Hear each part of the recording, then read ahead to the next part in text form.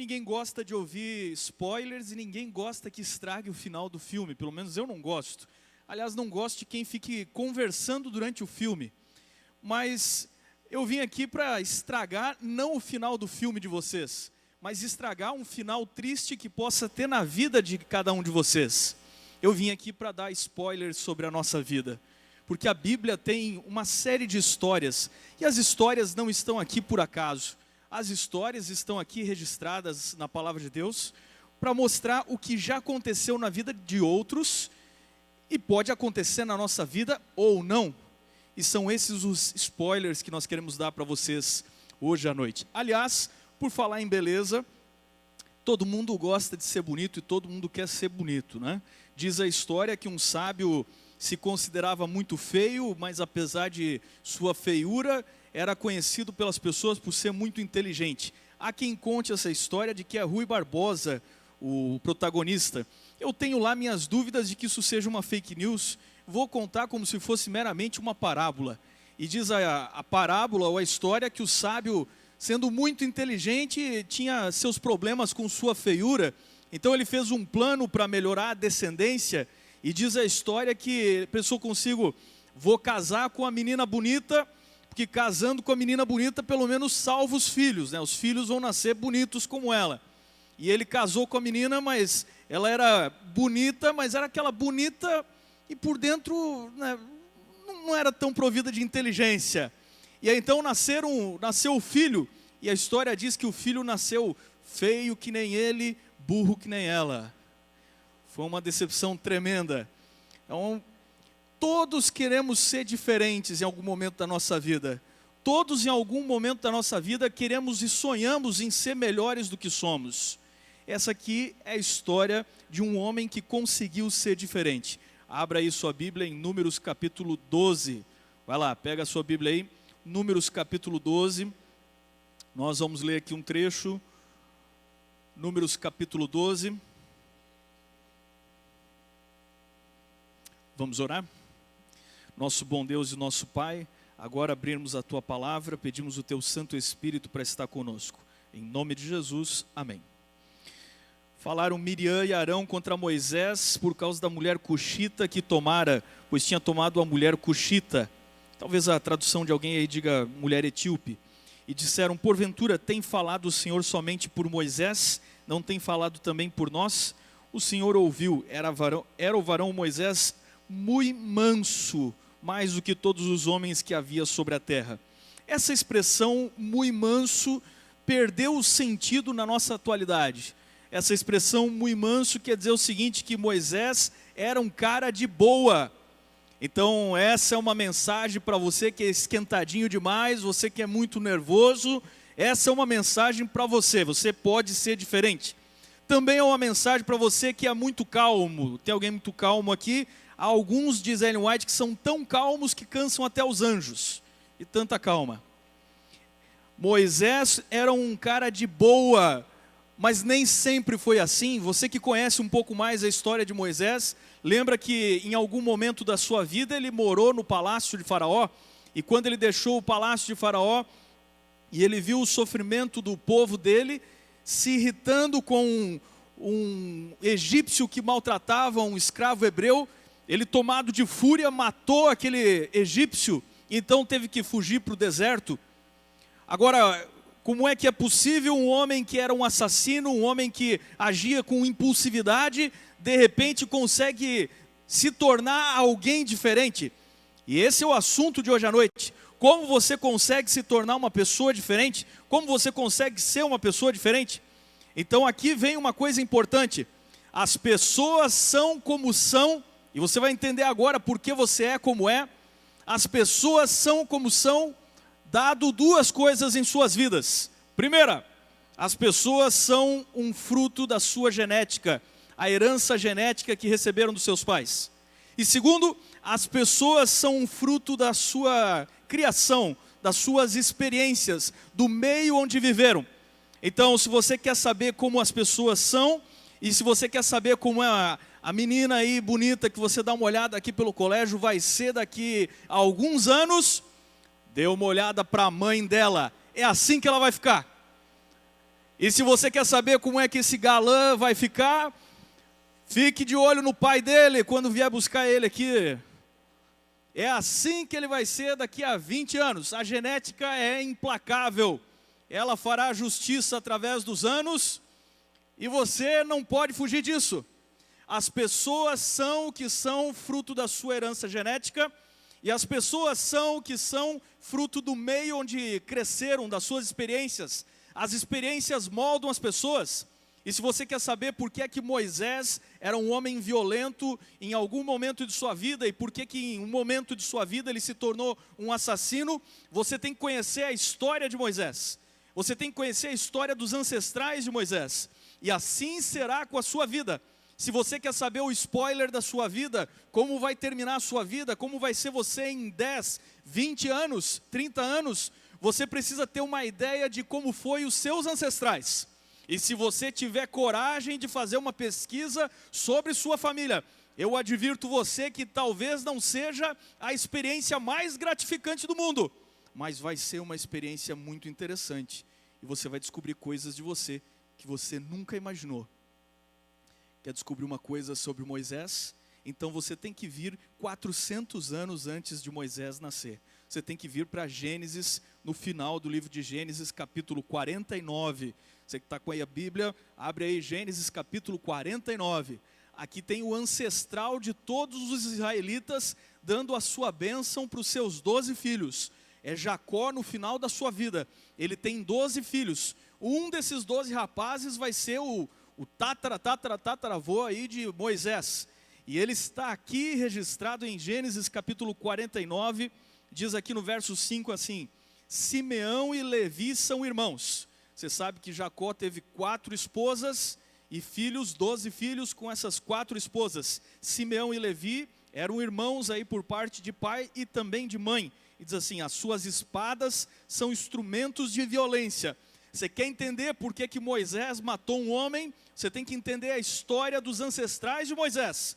Porque as pessoas são o que são baseado na sua genética e na construção do meio onde foram criadas. E você lê e diz aqui o texto que Levi e Simeão são irmãos, suas espadas são instrumentos de violência, no seu conselho não entre a minha alma, com o seu agrupamento a minha glória não se ajunte. Ora, mas o que é isso? Esse era o lugar para ser a bênção de Jacó para os seus filhos, e no entanto ele está amaldiçoando os 2 irmãos. E no verso 7 ele vai dizer assim: maldito seja o seu furor, pois era forte, e a sua ira, pois era dura. E olha só a maldição que cai sobre Levi e Simeão: dividi-lo-ei em Jacó, e os espalharei em Israel. A tribo de Levi é a tribo de Moisés. Então Levi é o ancestral de Moisés. E Levi era um dos filhos de Jacó, que recebeu uma severa maldição. E dizia assim: eles não terão herança, eles serão divididos no meio dos 12 irmãos dele. As pessoas são da maneira como são, baseado na sua criação e na herança que receberam. Se você tiver coragem de olhar para a sua família, se você tiver coragem de descobrir algumas coisas do passado, você vai descobrir coisas interessantes. Esse é o legado que Moisés recebeu. Homens de sangue, homens amaldiçoados porque eram violentos, homens de espada. E por que que esses 2 irmãos eram assim? Então tem uma história por trás disso. E a história explica o porquê que nós estamos onde estamos hoje. A história dos nossos ancestrais explica como chegamos até aqui. Simeão e Levi tinham uma irmã chamada Diná. E a história é interessante, vieram do norte, foram morar ali em Israel. Os filhos de Jacó tinham nascido todos em Padã Arã, uma terra mais ao norte, se mudaram, foram morar perto de uma cidade chamada Siquém. Diná, uma menina na sua adolescência, um dia foi dar uma olhada na cidade dos siquenitas. O pai, um velho, disse: olha, a gente aqui dessa cidade é diferente do nosso povo. Aqui mora um povo acostumado a sacrificar os próprios filhos nos altares de Baal. Aqui mora um povo que é violento por natureza, que não respeita os mesmos princípios que nós. Se nós vamos comercializar com esse povo, lembre-se que a gente não casa com esse povo. Os costumes são muito diferentes, não vai dar certo. Mas um dia, talvez, os irmãos foram lá para a cidade, chegaram em Siquém, foram dar uma volta. Diná foi junto, se maravilhou. Cidadaço, Siquém, shopping center, deu uma volta, achou demais.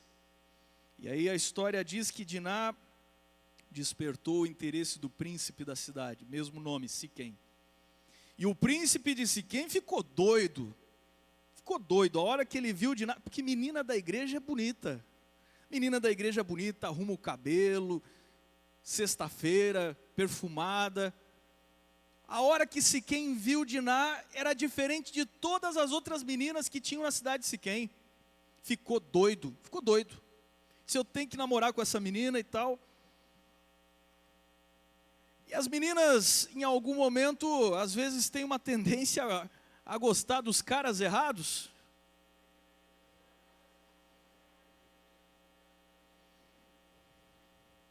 E os meninos, às vezes, têm a tendência também de ser os caras errados. Você já sabe o spoiler aqui, não vai dar certo. Não vai dar certo esse namoro. Começaram a namorar. Siquém disse assim, vamos dar uma volta. Te dou uma carona aqui da frente aqui do colégio até lá em Joinville, aliás em Siquém. Vamos dar uma volta, pegou o carrão dele, 4 jegues puxando uma carroça de madeira com roda de madeira. Era o que era na época, né? É o que era. E aí eles vão dar uma volta e tal, desvia o caminho, parou em algum lugar sozinhos lá. Conversa vai, conversa vem, mão vai para cá, mão vai para lá. E ela diz assim, opa, parou por aí? Ele disse, como parou? Siquém vivia num contexto que ninguém tinha limites. E ele não quis limites, mas ela quis dar limites. O spoiler é triste, você já sabe o final da história. Ela não quis e ele estuprou ela. História muito triste. Imagina ela chegando em casa, conta para o pai é um homem velho, já tinha avisado que ia dar nisso, não fala muito mais coisa. História muito triste. E aí qual vai ser a reação do pai? Nenhuma. Eles eram minoria, eram estrangeiros chegando de volta ali. Mas ela tinha irmãos. E aqui vem uma regra para vocês, gurizada. Uma regra simples sobre como namorar. Guris, escutem bem aqui, ó, guris. Quando você for namorar, lembrem que as meninas têm irmãos.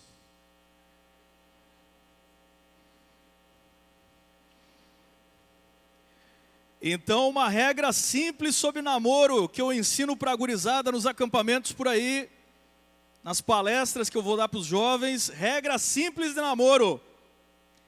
Trate as meninas como você gostaria que tratasse a sua irmã. Regra simples. Qualquer um entende, não precisa explicar mais. Trate as meninas como você gostaria que tratasse a sua irmã. E eu te disse que as meninas têm irmãos, e elas tinham 2 irmãos por parte de pai e mãe, Simeão e Levi. Só que Simeão e Levi, aqueles caras que não falavam nada na cara, mas eles guardavam e começavam a planejar. E olha o plano dos caras. O pai tá velho, não tomou iniciativa, não fez nada. Nós vamos resolver, não vai ficar assim. Mexeram com a nossa irmã, não vai ficar assim não. Então eles foram até a cidade de Siquém. Pediram para falar com o pai do garotão. Sou o rei, nós estamos por aí morando aqui pertinho. Parece aí que o seu filho gostou da nossa irmã. A gente também gosta de umas meninas aqui da cidade. Podiam fazer o seguinte, podia casar todo mundo. Nossa gente com a gente de vocês. O rei olhou e disse assim, esses caipirinhas aí são ricos, cheios das cabras. Bom negócio, vamos fazer negócio. Disse, não, tá feito, vamos fazer o casamento aí de todo mundo. Aí Simeão e Levi falaram assim, ó, só tem um detalhe, nós temos um costume. Nós temos um costume. Para casar tem que seguir esse costume. Aí o rei disse, como é que é esse costume? É um negócio chamado circuncisão. como assim circuncisão? Então, você sabe, né, rei? Lá nos Países Baixos, sobra um pouquinho de... dá um cortezinho ali na pele e tal, operaçãozinha rápida. Como assim operaçãozinha rápida? Não, tem um carinha aqui da nossa tribo, tem uma faquinha de pederneira. Sabe o que é faca de pederneira, né? É aquela faca que os caras faziam de pedra lascada. Faquinha de pederneira. Nessa hora os meninos já começam a ter um suador frio assim.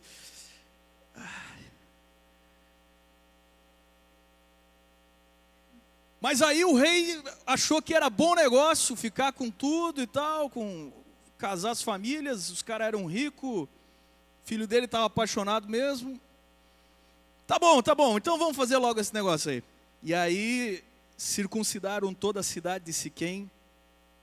Moral da história: durante alguns dias os siquenitas ficaram andando com os joelhos pertinho um do outro, movimentos calculados para se levantar e se abaixar, dolorosos e lentos. E no pior dia de dor, Levi e Simeão pegaram suas espadas. O texto não dá muitos detalhes, eu imagino que não foram sozinhos, devem talvez ter contratado alguém, uns jagunços, uns empregados. Mas o fato é que Levi e Simeão pegaram suas espadas e foram para a cidade de Siquém e fizeram uma loucura. Eles fizeram uma chacina. Eles mataram todos os homens, não deixaram nenhum vivo. Lembrem-se, as meninas têm irmãos. Foi por isso que o pai ficou com tanta raiva e amaldiçoou Simeão e Levi. Disse assim: maldito vocês por fazerem todo mundo nos odiar por causa dessa chacina de vocês. Maldito vocês. Vocês nunca vão ganhar herança. A herança de vocês vai ser distribuída entre os irmãos de vocês. Vocês não vão ter herança. Deserdou os dois. No dia da bênção eles ficaram sem herança. Você é o que é pelos seus ancestrais e pelo meio onde você cresceu. Tem coragem de dar uma pesquisada na sua família? Fazer a sua árvore genealógica? Lá na minha família, com exceção minha e da minha irmã, todo mundo se separou. Todo mundo, todos os casamentos terminaram em divórcio. Fiz uma pesquisa, meu pai não falava nada do pai dele. Aí fui descobrindo ao longo de muitos anos as histórias. Meu avô morreu quando eu tinha aí um ano de idade. As poucas coisas que eu descobri é que o bicho bebia por esporte.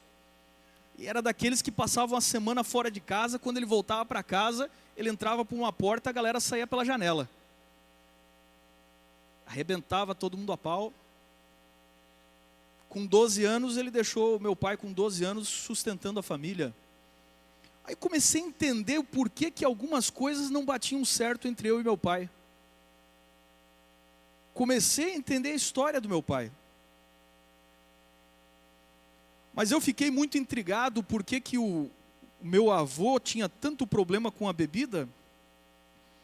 Levou muitos anos. No dia do funeral da minha avó, conversando com um irmão dela, um tio-avô, me contou que meu avô, por parte de pai, era um carroceiro no interior do Rio Grande do Sul, filho de um italiano, nascido na Itália.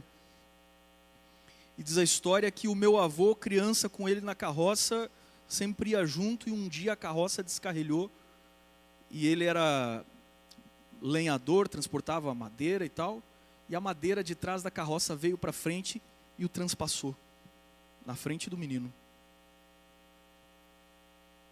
Você é o que é por causa dos teus ancestrais. Você é o que é por causa da sua família.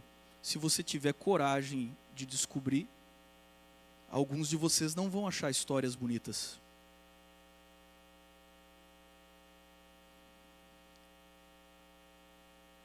E é interessante você pensar como as histórias elas vão moldando as pessoas. como as histórias vão moldando os lugares também. Um dia, Moisés está liderando o povo. Já saíram do Egito, já passaram o Mar Vermelho. E você vai ver Moisés agora tentando exercer tamanho domínio próprio para mudar a sua história.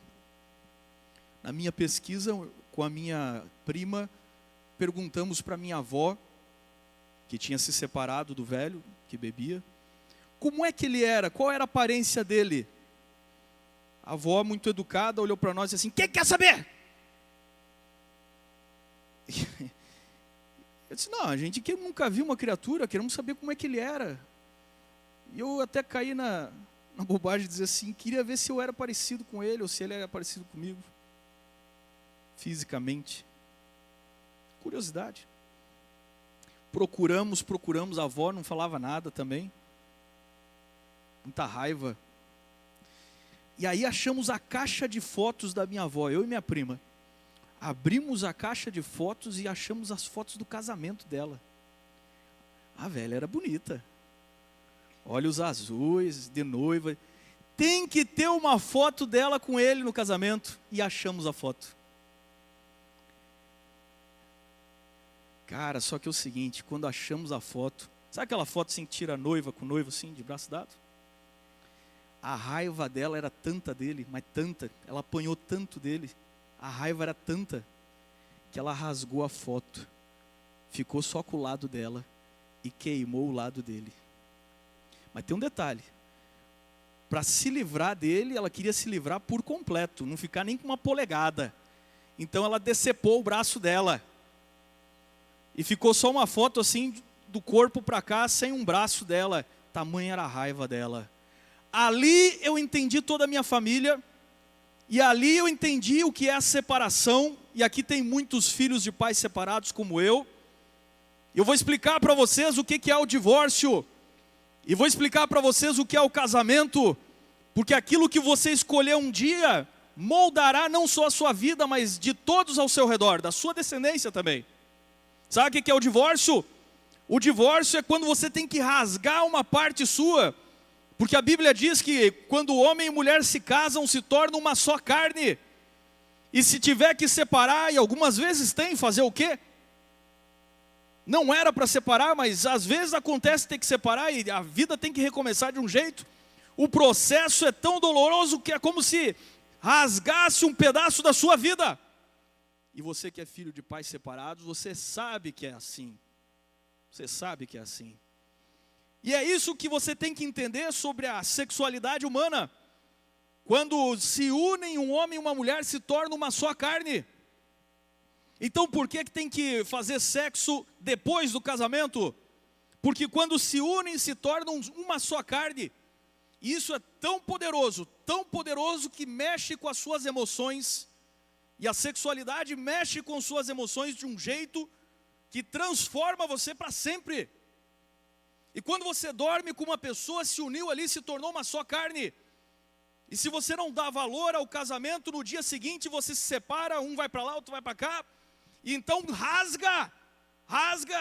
E as pessoas que não têm princípios, no outro dia elas se deitam com outra pessoa, se juntam uma só carne de novo e tem que rasgar de novo no outro dia. E no próximo dia se juntou com outra pessoa e rasga de novo. E se juntou com outra pessoa ao longo da vida e rasga de novo. E no final da sua vida você é um despedaçado emocional. Você está só aos farrapos porque você foi despedaçado. E os consultórios de psicólogos estão cheios, lotados de gente despedaçada. Uma foto para mim explicou 4 gerações da minha família. Moisés desceu do monte, ouviu um barulho da galera e falou assim: o que está acontecendo aí, Josué? Não, deve ser guerra. Não é guerra, eu conheço esse barulho, isso é festa. Moisés chega então lá no acampamento e encontra o povo adorando o bezerro de ouro. Você acha que Moisés é o cara mais manso do mundo? Você acha que ele é um camarada pacato, como você viu ali na história? Ora, eu digo para você que Moisés Ferveu o sangue, porque tem sangue de Levi nele. Ferveu o sangue, ele pegou as tábuas do demônio, mas não é possível. Pá, quebrou aquele negócio. Teve que voltar bem humilde lá em cima, buscar uma cópia. Ferveu o sangue. Você acha que ele é sangue de barata? Ele é filho de Levi. Ferveu o sangue, não aguentou, quebrou. E então ele chega lá e diz, mas o que é isso? E então Deus faz uma proposta para ele. Escute bem aqui. Há um momento na sua vida que Deus vai te fazer uma proposta. E aqui são os spoilers do final da sua vida. Futuros possíveis para você. A opção 1 é que você vai, durante sua vida, repetir as mesmas besteiras que os seus pais, avós e tataravós fizeram. A opção 2 é que você vai querer fazer um pouco melhor. E eu que sou pai, todos os dias eu clamo para os meus filhos e digo, sejam melhores do que eu, pelo amor de Deus. Então tem um momento que você tem uma opção. E Deus assim, Moisés, agora é a tua opção. Eu posso largar uma bola de fogo aqui, e eu elimino o povo e começo tudo de novo só com você e sua mulher. Se Moisés quiser seguir na trilha do sangue quente de Levi, se Moisés quiser continuar como ele era 40 anos atrás, agora ele vai dizer assim, eu vou dar um passo para o lado e o senhor faz o serviço. Mas ele resolve agir diferente, porque a gente tem vontade de ser diferente na vida. E sabe por que tem vontade de ser diferente? Se tiver algum pai me ouvindo agora, entenda que há um momento na vida que o jovem sente desejo de ser diferente que os pais. Eu senti vontade de ser diferente dos meus pais, e eu sei que muitos aqui, não é que você não gosta dos pais, eu sei que você gosta dos seus pais, eu entendo você, eu sei que você quer ser diferente, até na aparência eu sei que você quer ser diferente. Você gostaria que as pessoas te reconhecessem e dissessem, esse não é o filho do fulano? Você gostaria de ter o seu nome, a sua história? Você quer ser diferente? Pois isso foi Deus quem colocou no seu coração. Deus coloca no coração dos jovens a vontade de ser diferente dos pais, para que o mundo não fique conformado e as pessoas tentem melhorar um pouquinho. Então o que tem dentro de você não é rebeldia, o que tem dentro de você não é rebelião, é o poder do Espírito Santo chamando você para ser melhor. Moisés dá um grito e fala assim, quem é do Senhor passa para o lado de cá. Parou a festa assim, aquele momento assim, arranha o disco, sabe, parou a festa, os caras olharam, e agora? Aí começa a levantar uns caras brutos assim, ó, que não tinham entrado na festa do bezerro de ouro. Os caras grandão, bruto, faca na cintura. Os caras vão indo para trás de Moisés, os caras param atrás de Moisés e fazem assim, ó. Sabe quem é esses caras? Era a tribo de Levi. A tribo de Levi inteira se levantou e foi para trás de Moisés. Eles não tinham entrado na festa do bezerro. A tribo dos amaldiçoados. Moisés olha para eles assim, Deus mandou tirar todos os idólatras agora, e vocês vão tirar os caras, porque vocês não se curvaram para o bezerro. Tem um momento na sua vida que você pode escrever diferente a história. E eles, os levitas, foram a tribo que não dobrou os joelhos para o bezerro de ouro. Foram a tribo que permaneceu fiel. Passa a história de Moisés. Vem Josué, entram na terra. Chegou o dia de dividir a herança. Começam a dividir as heranças. E aí separam a porção de Simeão. Simeão, o irmão de Levi, lembra dele? Estava lá no massacre, 400 e tantos anos antes, lembra dele? Ele ganhou um punhadinho de lugar para morar dentro da herança de Judá. Moral da história: nunca mais você vai ouvir falar de Simeão. Não tem ninguém importante dessa tribo na Bíblia. É uma tribo sem mais nem menos. É a primeira tribo que vai desaparecer da história aqui na Bíblia. Tribo de Simeão, pouca importância. Chega a vez da tribo de Levi. Qual é a maldição da tribo de Levi? Igual Simeão: vocês não têm herança, vocês estão amaldiçoados. Mas quando chega a vez deles, Deus diz assim: opa, pera aí, parou. Mas e a tribo de Levi? Não, a tribo de Levi não tem herança, foram amaldiçoados, mas eles foram fiéis, eles mudaram a história, eles fizeram uma nova história, com a fidelidade, com a honra deles. Então Deus não muda a sua palavra, eles não vão ter herança, mas Deus é o Deus do poder e da misericórdia, que transforma maldições em bênçãos. Sabe o que Deus faz? Ele diz assim: vou dividir eles no meio dos outros, mas vou dividir eles como sacerdotes. Eles não vão ter terra, mas vocês que têm terra vão trabalhar e dar o dízimo para eles. Eles não vão ter gado, mas vocês que têm vão trabalhar e vão dizimar para eles. Porque eles não têm lugar para morar, eu vou dar cidades no meio da terra de vocês, para eles habitarem. E a tribo de Levi se tornou a tribo dos sacerdotes. Foi assim que a tribo amaldiçoada se tornou a mais abençoada de todas as tribos, e levou o sacerdócio e cuidou do templo. Não é mais a história do seu pai, não é mais a história da sua mãe, nem dos seus avós. Agora é a sua vez, agora é a sua história. E você começou a escrever aqui agora. Agora é a sua vez de escrever, agora é a sua vez de viver. E você não tem obrigação nenhuma de viver como os outros viveram, mas então viva melhor. Viva melhor e seja melhor. Vamos orar.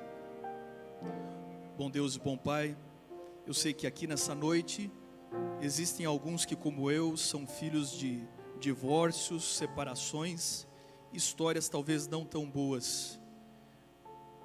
Hoje chegou o dia de orar por eles. Um dia um pastor orou por mim quando eu precisei, e hoje eu estou aqui para orar por eles em especial. Eu oro por todos, eu oro pela família de todos eles, para aqueles que têm uma família, que essa família continue e não se despedace. Mas eu quero orar por esses que tiveram que recomeçar, que tiveram que reentender a sua família. O Senhor sabe o que eles passam, o Senhor sabe o que eles viveram, e o Senhor sabe os sonhos que eles têm no seu coração. Talvez a dor e a amargura trouxe algumas percepções negativas sobre a vida e sobre a família, mas hoje, aqui e agora, nós tomamos a tua mão para escrever uma nova história. Hoje, aqui e agora, Senhor, hoje nesse momento, nós nos levantamos como os levitas e passamos para o teu lado. Queremos saber o final, queremos que o Senhor nos conte o final da história, um final de vitória. Abençoa esses jovens, fica conosco essa semana, em nome de Jesus, amém.